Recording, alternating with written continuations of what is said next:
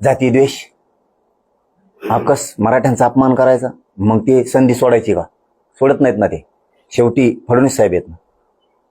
महान व्यक्तिमत्वाचे महान विचार, शांतता भंग करणारा मंत्री, शांतता भंग करणारा मंत्री एक पद पाहिजे राव. शांतता भंग मंत्री एक पाहिजे, एक पद पाहिजे, ते त्यांच्याकडे असायला पाहिजे.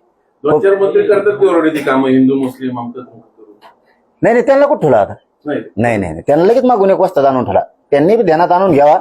हा, फडणवीस साहेब किती डेंजर आहेत, तुम्हाला वस्ताद आणून ठेवला एक जोडीदार त्यांनी. आता ते पण सभा घ्यायले.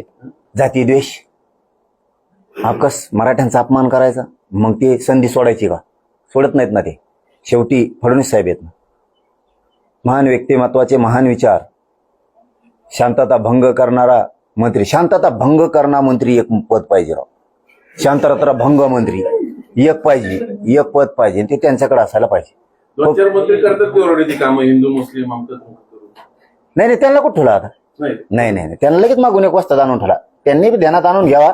हा, फडणवीस साहेब किती डेंजर आहेत, तुम्हाला वस्ताद आणून ठेवला एक जोडीदार त्यांनी. आता ते पण सभा घ्यायले.